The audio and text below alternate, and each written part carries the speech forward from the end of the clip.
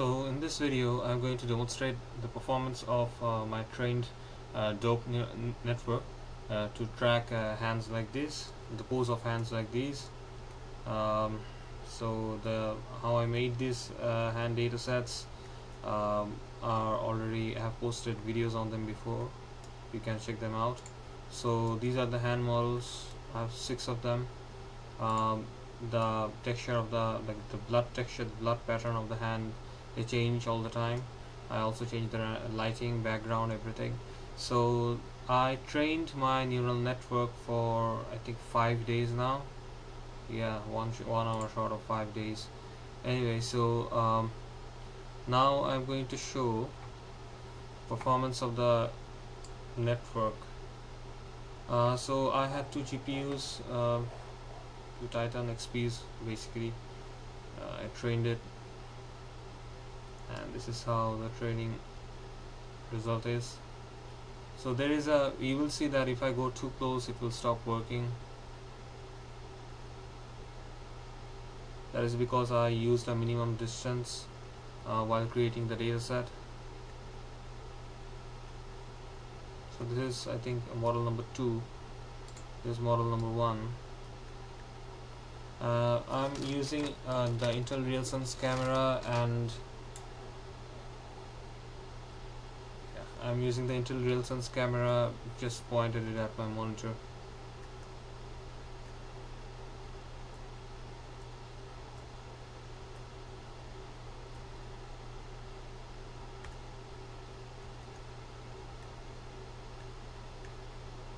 So that's model number 2, this is model number 3.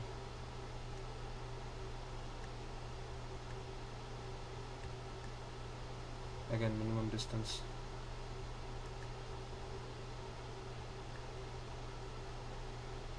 Just lost it.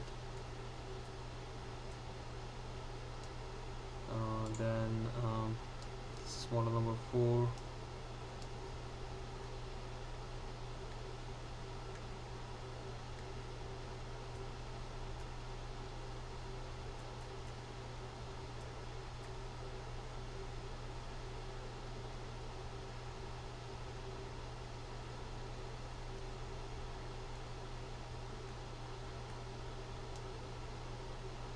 Model number 6, sorry, model number 5.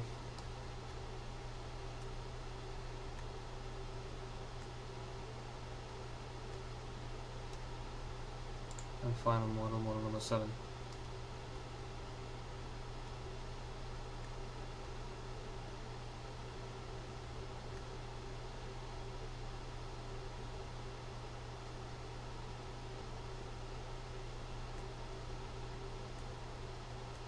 Now I'm going to run the simulation. This is basically a simplified version of the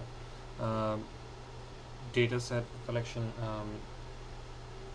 I guess data acquisition environment that I made. I'm going to adjust the camera a little bit.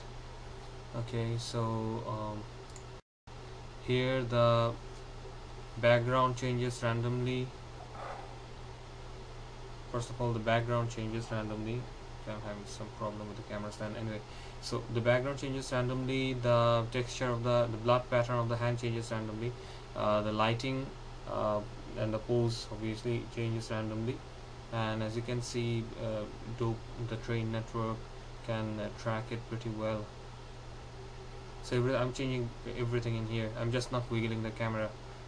Wiggling the camera just makes it almost impossible to do a demonstration. I'm also changing the distance of the camera, so the camera will not, the hand will not get close to the camera beyond a certain threshold. So that's on the hand models that I have. So this means that the network has learned to basically work on any sort of background, any sort of lighting, and also any sort of blood pattern on the hand. And also, oh, I forgot to mention, I'm also changing the mesh randomly among those six meshes that I showed earlier. There are slight differences between each mesh. Okay, so now I'm going to demonstrate on my actual hand. Let me stop this. So I took some medical surgical gloves and basically took a marker from a classroom and painted my hand like this. Yeah, it's pretty funny. So sorry.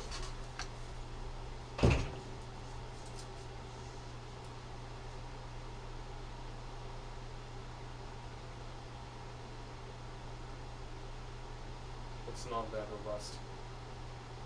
I have some assumption as to why this might not work. I'm pretty sure it should be invariant to background. It should be invariant to it should be also invariant to the lighting. So I'm not concerned about that.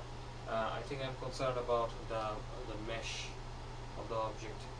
As you can see in here, my hand it bends like this.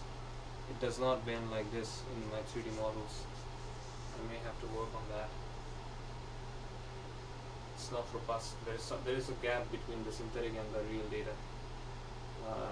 As soon as I find that out, this will be as good as this demonstration before. But it has started working, that's for sure. I'm in the right way. So this is the result for 5 days of training. Thank you for checking out the video.